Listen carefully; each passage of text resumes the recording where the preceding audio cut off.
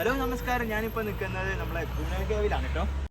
ഗുണ കേവിൻ്റെ exact location കൊടൈക്കനാലിലാണ്, തമിഴ്നാട്ടിലെ കൊടൈക്കനാലിലാണ്. പിന്നെ ഇതിൻ്റെ വേറൊരു പേര്, ആദ്യകാലത്തുള്ളൊരു പേരെന്ന് പറയുന്നത് ഡെവിൾസ് കിച്ചൺ ആയിരുന്നു. 1991 കമലഹാസൻ്റെ ഗുണ എന്ന ഫിലിം ഇറങ്ങിയതിന് ശേഷമാണ് ഗുണ കേവ് എന്ന പേര് ഇതിന് വന്നത്. ഗുണ കേവിൽ പിന്നെ ഒരുപാട് പ്രത്യേകതകളുണ്ട്. പിന്നെ ഫുള്ള് മരങ്ങളുടെ വേരുകൾ കൊണ്ടാണ് ഈ ഭാഗം മൊത്തം കവർ ചെയ്തിട്ടുള്ളത്. പിന്നെ ഒരു ഡേഞ്ചർ പ്ലേസും കൂടിയാണ് ഈ ഒരു സ്ഥലം. കാരണം നമുക്ക് അറിയാലോ, നമ്മളെ മഞ്ഞുമൽ ബോയ്സ് പറഞ്ഞ സിനിമയിൽ കാണിക്കുന്ന അതേപോലെ തന്നെയുള്ള ഗുഹകളും കാര്യങ്ങളൊക്കെ എല്ലാ ഭാഗത്തും ഉണ്ട്.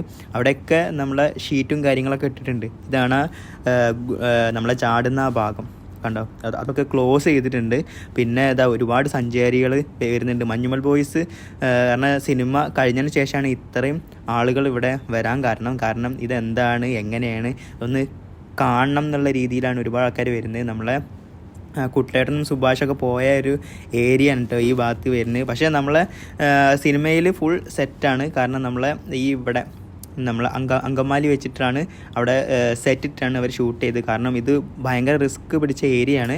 ഫുള്ള് താഴ്ചയാണ് കേട്ടോ, ഫുള്ള് കൊക്ക പോലെ നിൽക്കുന്ന ഒരു ഏരിയയാണ്. ഇത് കണ്ടോ, ഇവിടെ എഴുതി വെച്ചിട്ടുണ്ട് ഡേഞ്ചറസ് പ്ലേസ്, ഇതിൻ്റെ അപ്പുറത്തേക്ക് കടക്കരുത് എന്നാണ് എഴുതി വെച്ചിട്ടുള്ളത്. പക്ഷേ ഞങ്ങളേതായാലും ഈ ട്രിപ്പിൻ്റെ ഭാഗമായിട്ട് ജസ്റ്റ് ഒന്ന് പോയി നോക്കിയിട്ടുണ്ട്. ശരിക്കും അമേസിങ് പ്ലേസാണ്. ഇത് കണ്ടോ, അതാണ് ഇതിൻ്റെ ലൊക്കാലിറ്റി.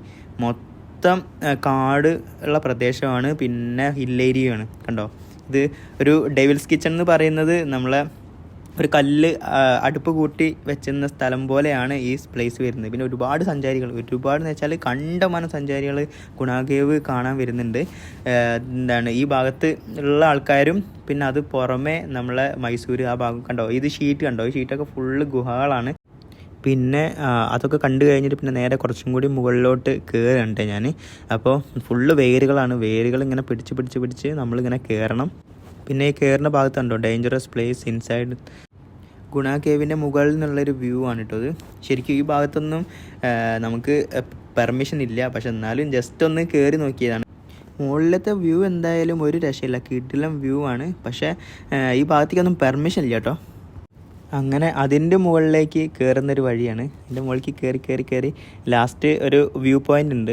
ഇതിനേക്കാളും ഭംഗിയുള്ളൊരു വ്യൂ പോയിൻ്റ് ഉണ്ട്. അപ്പോൾ അത് കാണാൻ വേണ്ടിയിട്ടാണ് ഇങ്ങനെ പോകുന്നത്. ഇതാണ് അടുത്ത വ്യൂ പോയിൻ്റ്.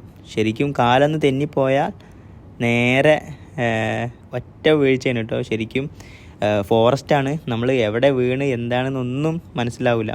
അത്രയും ആഴങ്ങളിലേക്കാണ് നമ്മൾ പോവുക. എന്തായാലും മരണം ഉറപ്പാണ്, അത് ഷുവറാണ്. ഓക്കെ, അപ്പോൾ ഈ ഭാഗങ്ങളിലേക്ക് വരുമ്പോൾ ഇത് തീർച്ചയായിട്ടും ട്രൈ ചെയ്യരുതെന്നാണ് ഞാൻ പറയുന്നത്. കാരണം കുട്ടികളേറ്റും ചെറിയ മക്കളൊക്കെ ആയിട്ട് വരുമ്പോൾ റിസ്ക്കാണ്. കണ്ടോ, ഇതാണ് നമ്മളെ അടുത്ത വ്യൂ പോയിൻ്റ്. നമ്മളെ കൂടെ ഒരു ഏട്ടനുണ്ട്, ഏട്ടൻ്റെ പേര് JP ആണ്. അപ്പോൾ ഒരുപാട് ആൾക്കാർ വരുന്നുണ്ട് കേട്ടോ. പിന്നെ അത് വേറൊരു വ്യൂ പോയിൻ്റ്, ഞാൻ പറഞ്ഞില്ലേ വേറൊരു വ്യൂ പോയിൻ്റാണ്. ഇവിടെയാണ് ഒരുപാട് ഗുഹകളും കാര്യങ്ങളൊക്കെ ഈ ഭാഗത്തുണ്ട്, ചതുപ്പാണ്. അപ്പോൾ അതുകൊണ്ടാണ് ഈ ഭാഗത്ത് ഷീറ്റ് ഇട്ടത്, അതും കമ്പീൻ്റെ ഷീറ്റ് ഇട്ടത്.